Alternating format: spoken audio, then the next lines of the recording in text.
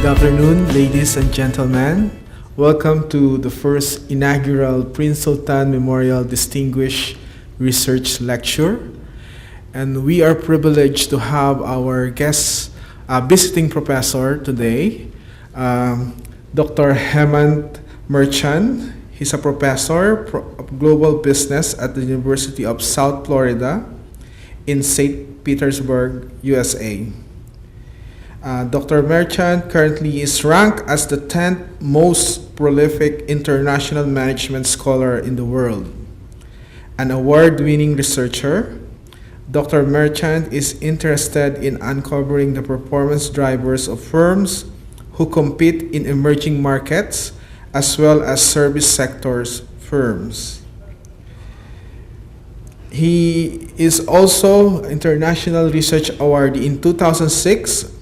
Dr. Merchant's research about the effect of competitive pressures on stakeholder value earned him the ASEC prestigious Douglas McKay Outstanding Paper Award, a coveted prize that he also won in 2005 for identifying joint venture configuration associated with value creation and destruction. So in his autobiography, he has several research awards. So we are very privileged that Dr. Merchant is here to give us this topic about competing successfully in emerging markets. So let us all welcome Dr. Hemant Merchant.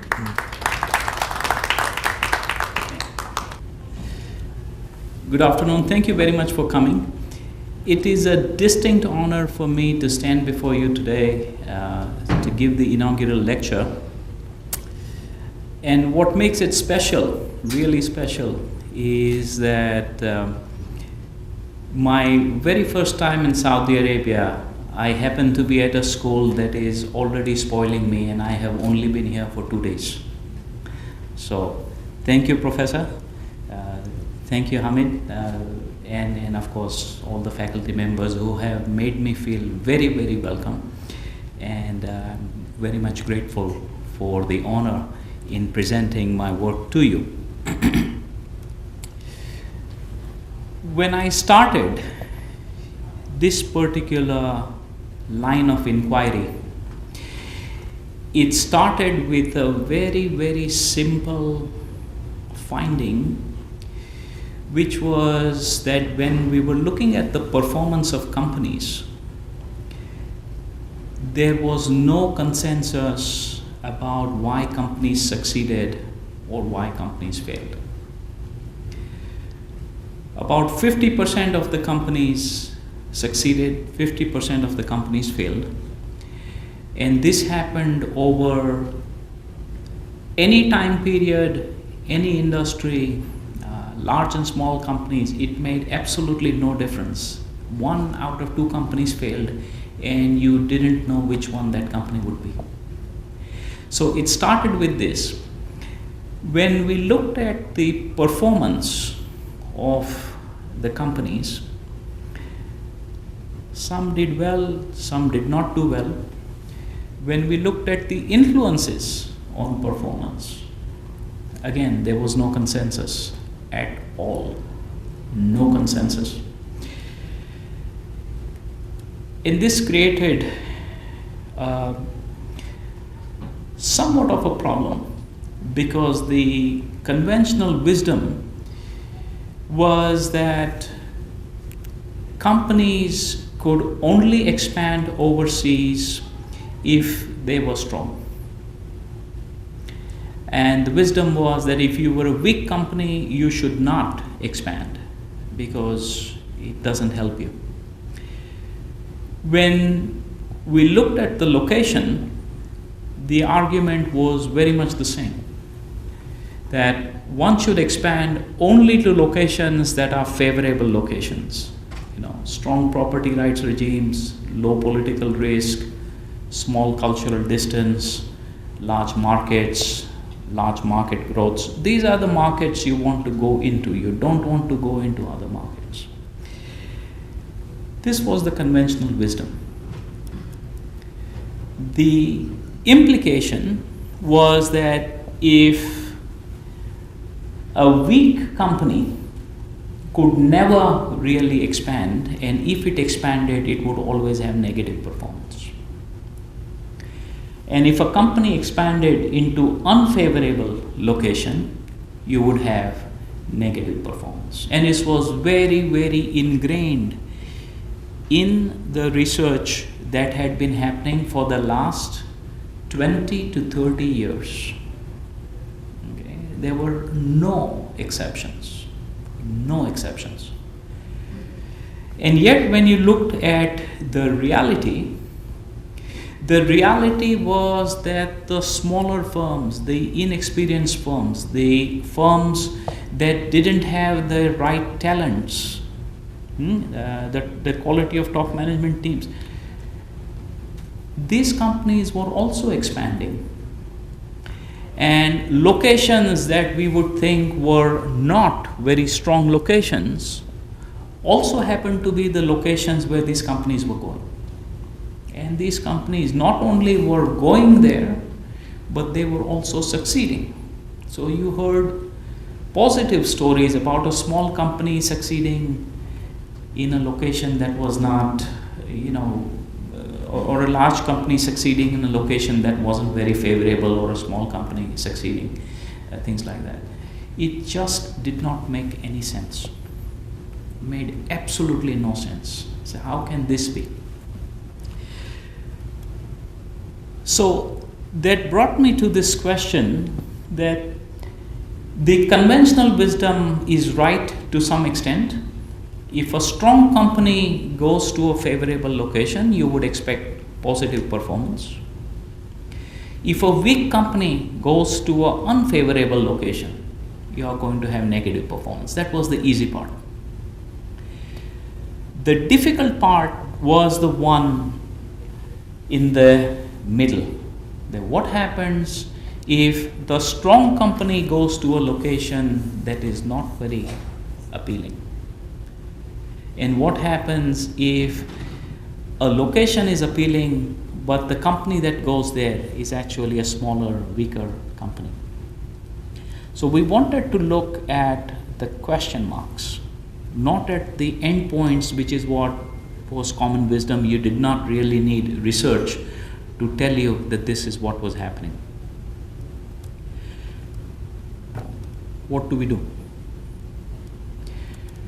And where do we start looking? Because if you looked at the last 20, 30 years of research, the theoretical foundations that were being used were more or less identical. If you looked at the data that the studies were using, they were mostly overlapping. And if you looked at the methods, everybody was using exactly the same method. So how can it be that all the inputs are the same, but the outputs are completely different? It just did not make any sense. Made absolutely no sense. When I did this for one of the, it's my own curiosity, trying to understand what is going on, it became very, very obvious that people were continuing to do what they had already done. And why was the second study doing exactly what the first study was doing? Because the first study had done it. Why was the third study doing what the second and first were doing? Because that's what existed. And in hindsight, it reminds me of this, it's a very beautiful poem. If you get a chance, please Google it. Lovely poem about the difficulty or the difficulties that arise when you stop thinking for yourself and you just accept conventional wisdom. Massive difficulties. we don't need that. We didn't need that in this research, because remember, the findings were telling one story and the reality was completely different. It didn't make sense, and we are trying to make sense. What was needed, therefore, was a very different approach to understanding the phenomena. And the different approach basically required you to look at the same phenomena from a completely different perspective. The configurations theory was one such perspective, and the idea here was very simple, that there is not just one factor or two factors that affect the company. It's factor 1, factor 2, factor 3, factor 4, and interactions among these factors. So there were not 4 factors, there were 4 factors plus the interactions, 2-way interactions, 3-way interactions, 4-way interactions, and so on. Now if you imagine that there are 50 variables, you can imagine how many different combinations you could have. The configurations theory allowed for these interactions. So I use that as a basis, using exactly the same data, and for the methods, I went outside of the management discipline and looked at something that, although it was not quite new to management researchers, it was much more widely accepted in the biological sciences. And that method is cluster analysis that allows for trade-offs among the variables. It's a very complex methodology, but very intuitive. And it had a right fit between the theory and the methods. So what was needed is a completely different way of looking at the existing problem. And this is what I tried to achieve. When I did that, those question marks actually got replaced with positive performance. We had, in the cell on the right, we had roughly $21 million worth of market value that was created. On the cell on the left, we had roughly 23 million worth of market value that was created. The beauty of this finding was not in how much value was created, but that the original wisdom basically said that you can have one cell that is positive performance and 3 cells with negative performance. What this research did was it showed that 3 cells could have positive performance, and only 1 cell, which is a very intuitive cell, would have negative performance. This was a huge finding. And it was huge for a variety of reasons, but the biggest reason here was that it gave the practicing managers an opportunity to do something for their companies. Even if you were a smaller company, it gave you hope. Even if you're going to a location that was unfavorable, it gave you hope. Conventional wisdom said if you're a small company, there is no hope. Large unfavorable location, there is no hope because the negatives are really overwhelming and you will not succeed. This one actually took that finding and flipped it around on its head. The question was, how were these companies that created value for themselves, how were they able to do that? And just to put it very, very briefly, what these companies did were 2 things. Thing number 1 was that companies used what I call a firm dominant strategy, which was the strategy that the company's strengths offset the weaknesses of the location. And the location dominant strategy was the other way around, that the strengths of the location offset the weakness of the companies. And consistently we found that this is what was happening. Essentially what happened was that the companies that were large, that had the experience, that had the resources, they were using their large base to take on more risky ventures. They would go to countries that were more risky, knowing fully well that there is a risk, but that's not a problem because we are large, we can handle those risks. That was the sell on the right, that they went there looking for opportunities.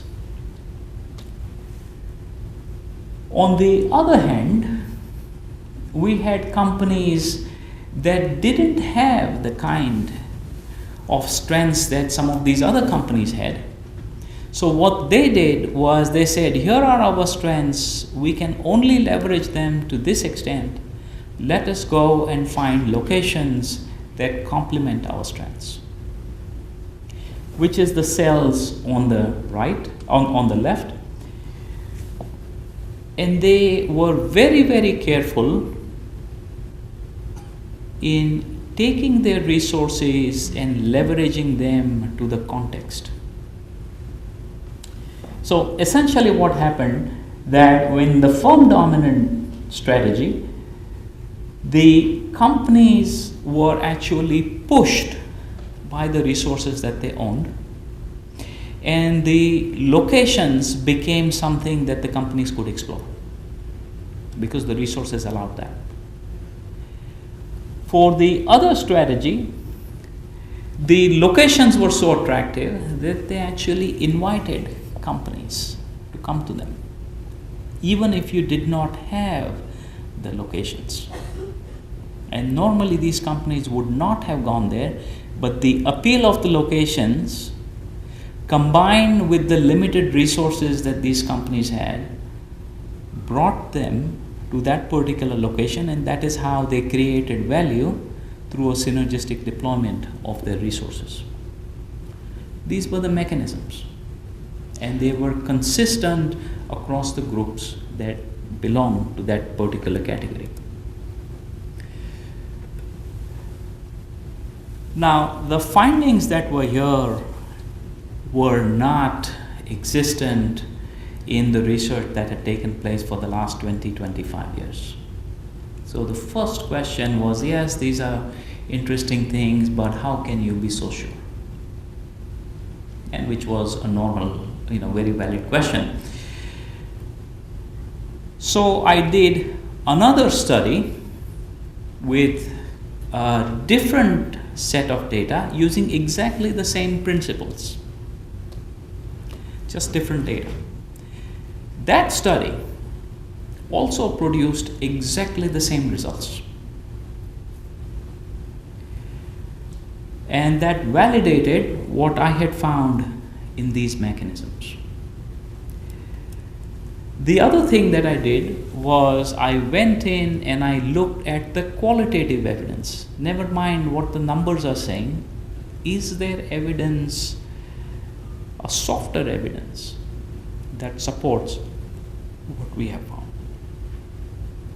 And the evidence was amazing. I mean, companies like General Electric, Pepsi, Cessna Aircraft, Nokia, PVM Group, which makes Mentos, Telenor, which is a Norwegian company, Vodafone, Hyundai, Lucky Gold Star, LG Group, Deposita of South Africa, Baidu of China, Kevin Care of India, Grupo Electrica of Mexico. I mean, there are companies from all over the world, large companies and small companies, that perfectly fit into the models that the quantitative data had identified. So it was not just the numbers telling the story, it was also the secondary data and company specific information, qualitative evidence that was presenting exactly the same story.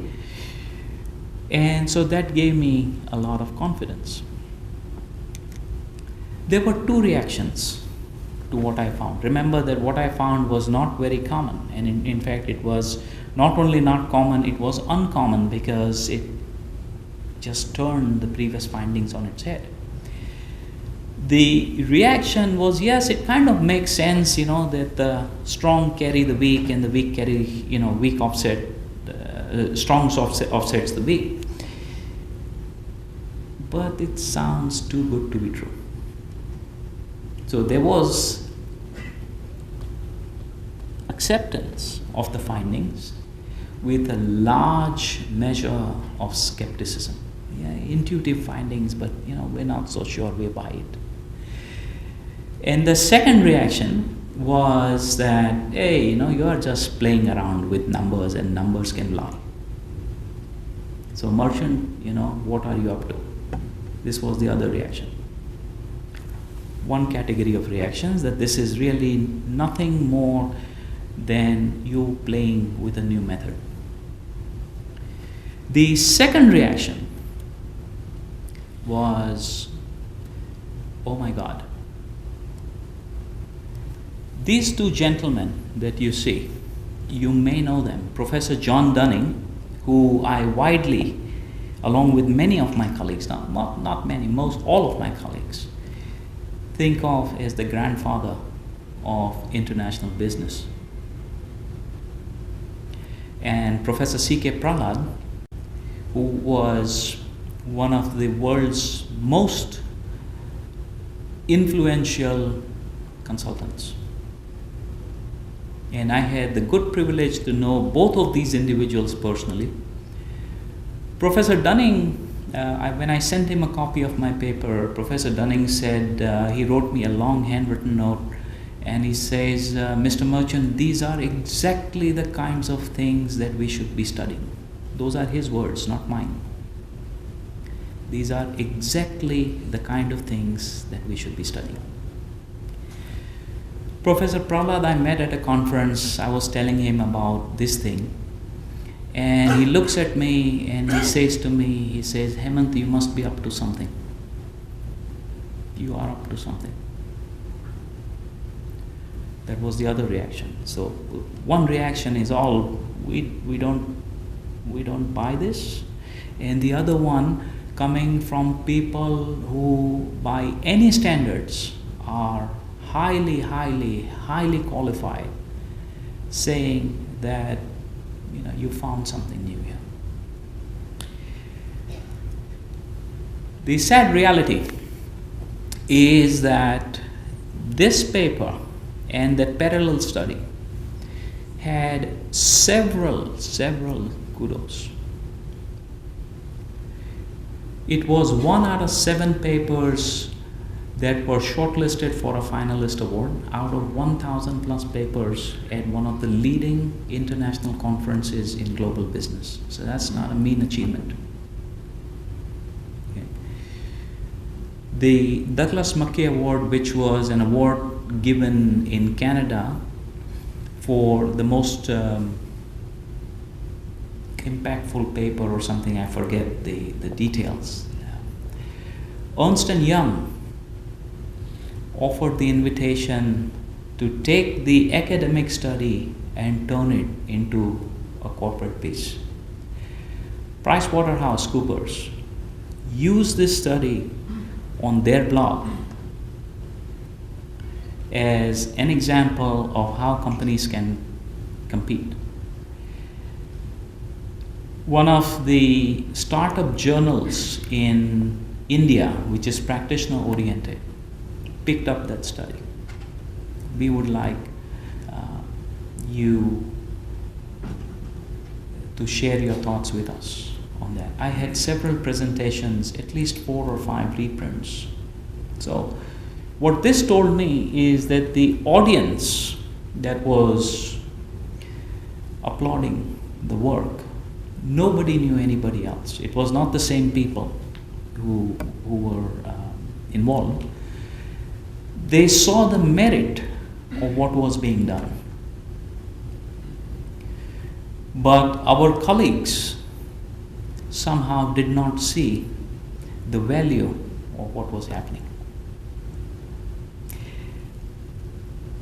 That paper essentially was published in a smaller, relatively less visible journal. It is perhaps the only paper. If you ask me, I've written several papers. That particular paper is the most creative paper I have ever written. I don't think I will write a better paper. It did not achieve the kind of recognition that one thinks it should achieve, but that is the scientific process, and that's okay. So what I learned from my experiences was that if you start focusing on the negatives, you are not going to be able to unlock value. Remember, the conventional wisdom was, if you are a smaller company, weaker company, don't expand. If you are a location that is seen as economically unattractive, don't go there. Politically risky, culturally distant, closed markets, weaker intellectual property rights, don't go there. If you focus on the negatives, you cannot unlock value. That was my first lesson here. But that's only half the story. The other half of the story is you need to know what the positives are. It's not enough to say the negatives, to understand the negatives.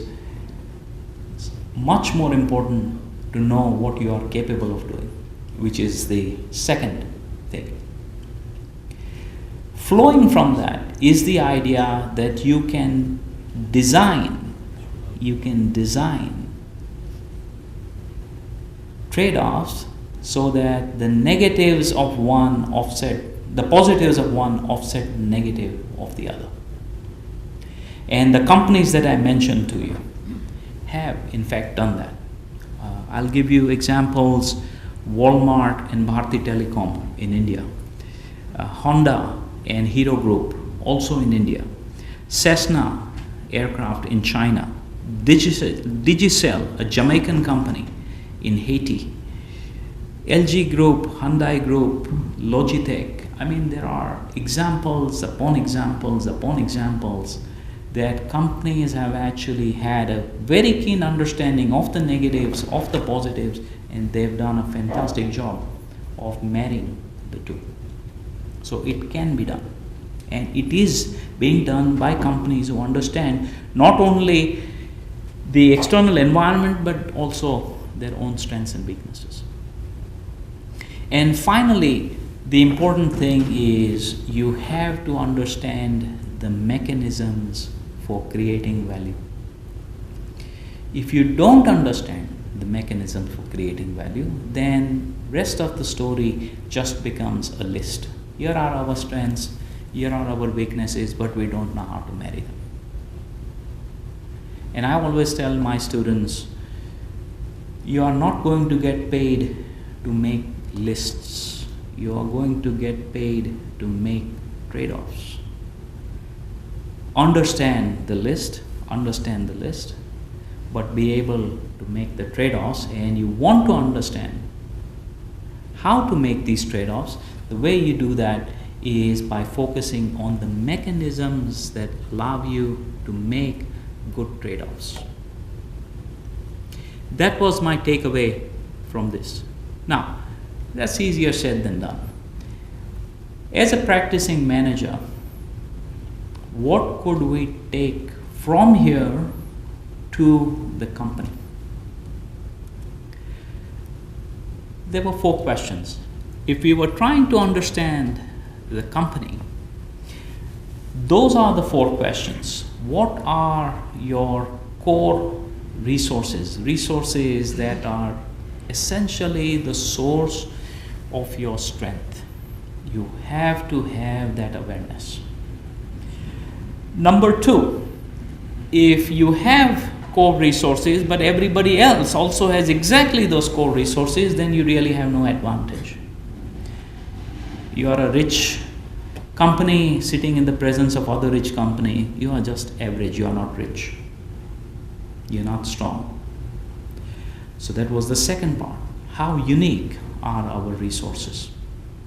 The third one was the question of deployment.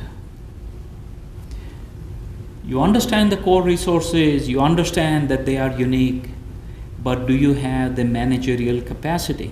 Whether it is talent, whether it's guts, whether it is the fortitude, the conviction to deploy these resources in a way that we think they should be deployed. And that's not easy. You can have all of these things and you may choose not to play the game. That would not help. And finally, you needed an awareness of what could go wrong in the local environment. I haven't told you the detailed stories of these companies, but if you read the details, all of them very, very clearly understood what they were getting into. There were no illusions about where we are going and why we are going there. There were no illusions. It was not a gamble. It was a calculated risk based on what they knew about their companies that allowed them to go into those markets, and some luck, of course, but it wasn't luck that made them successful. They had designed strategies that would counter the local negatives. That is understanding the firm. That's half the story. The other half of the story is understanding the location. For the location, the basic question was what part of the location is interesting, is appealing. Is it the market size? Is it the lack of political risk? Is it the nearness of cultural sensitivities? What was it? Just academic awareness of what these local conditions were. The second was to understand which specific geographies did these appeals exist in. There were companies, very successful companies, that actually went in geographies that one would never think that they should go into.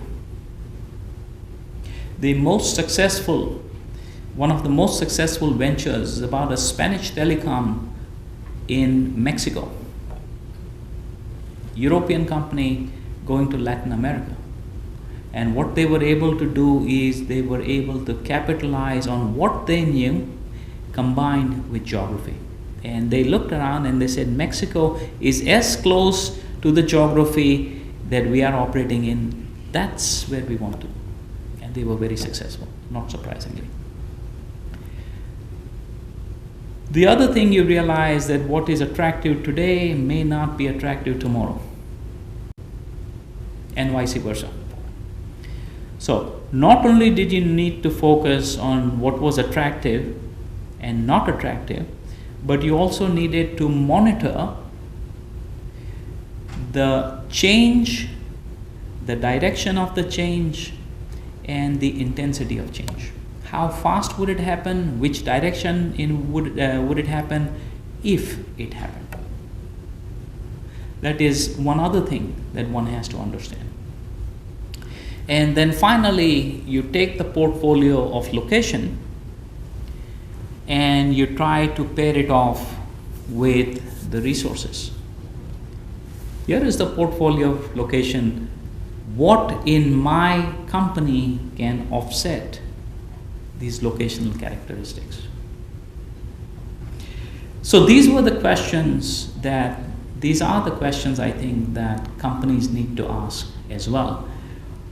Plus these questions, internal analysis as well as external analysis of the company, of the location that you want to compete in. And we have had several examples where companies have done what everybody said could not be done. And I leave you with this inspirational quote that says, some people see things as they are and say, why? I see things that never were and ask why not. The examples that we have here have adopted this very philosophy, have had a very keen understanding of what they could do, what they could not do, what the location allows them to do, what the location does not allow them to do, marry the firm and the location, have some confidence in their managerial talent, and they have achieved a very, very high degree of success, even when conventional wisdom says that that is something that you would never achieve. So they have achieved it.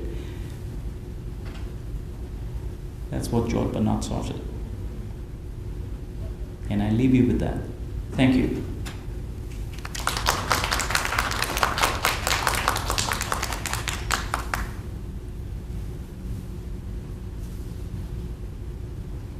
Questions from the gents side, ladies side. The mic is over here for the lady.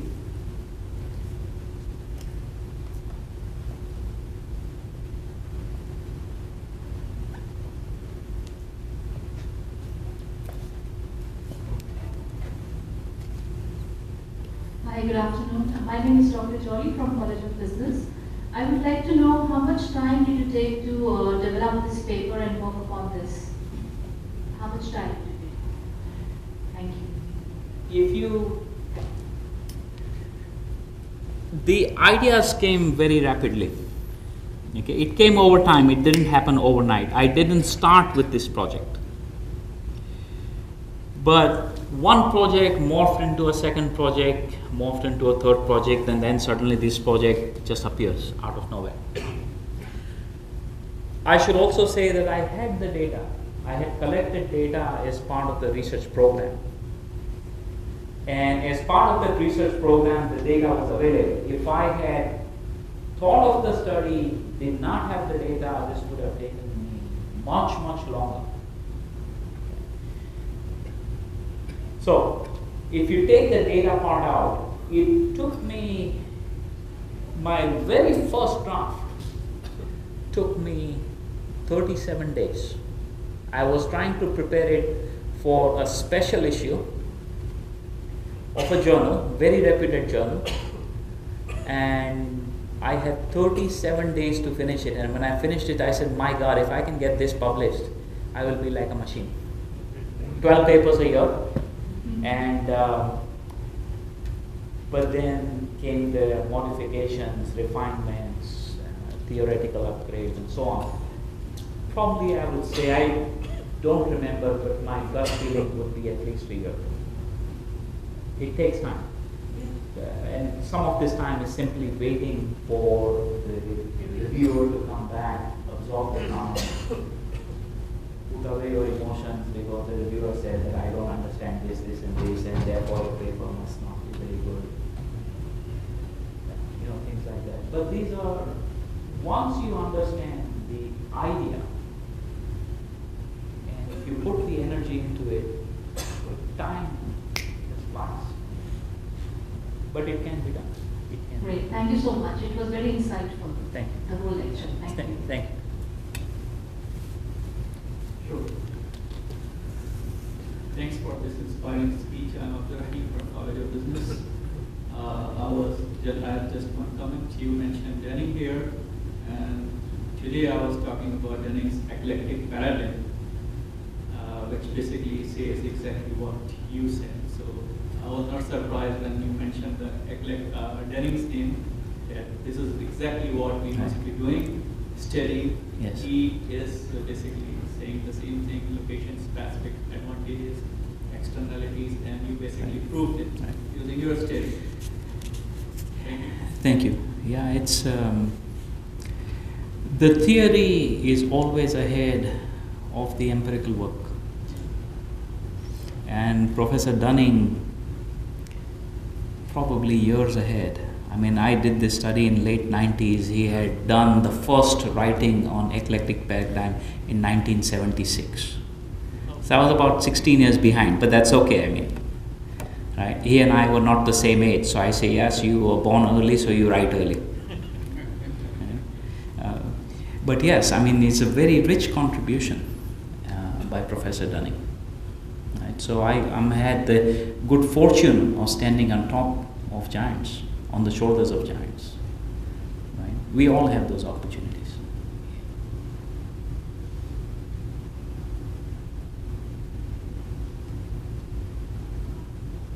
From the ladies' side, anyone?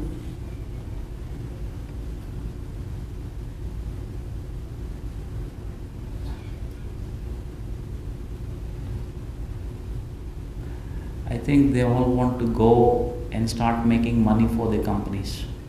They don't want to sit here and ask questions. They want to replicate your study, that's why they asked how much time. I wouldn't replicate my own study, I've done that already. If I were to start again, I would just go and make the money. Right? Because there are some ideas here. And I haven't shared all of the details here, but if you read the details, it can be done. It can be done. It has been done. Not it can be done. It has been done. We just weren't aware of those things. So one question. According to your study, which location you see China right now? Well, at the time of this study, China was a location that was unattractive. Okay, remember the study was done almost 10-15 years ago. Yes. The original study was done 10-15 years ago, 10 years ago. At the time, China was still developing, institutions were not in place, the political transparency wasn't there, markets was just opening up.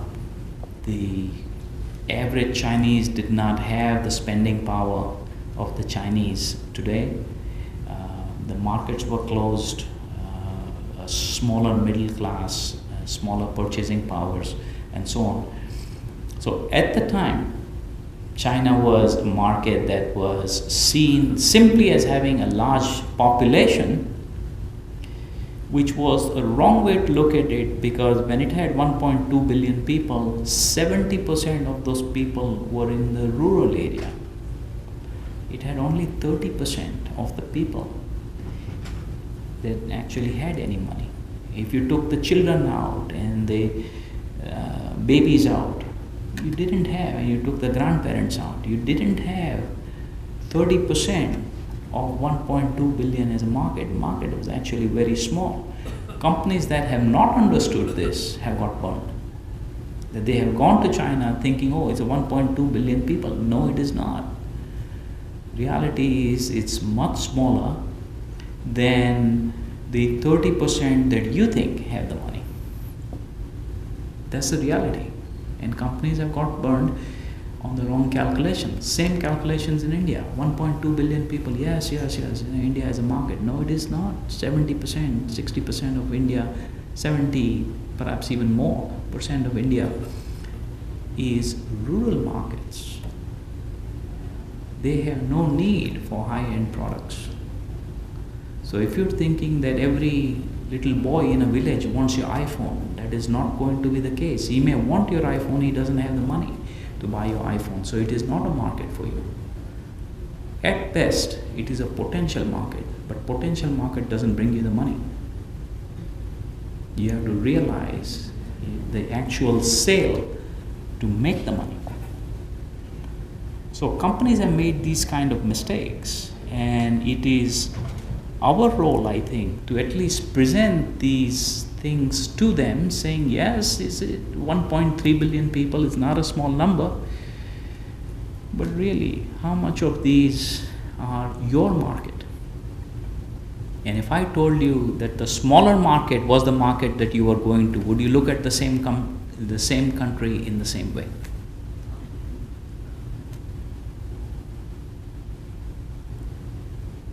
Thank you very much, Professor Hemant. It's a privilege and honor for us. We'll have a research development workshop tomorrow and day after tomorrow, 9 to 12 in Field Sultan Hall. So I would appreciate if all of us attend those workshops, because it will be insightful for all of us. Thank you. Thank you very much.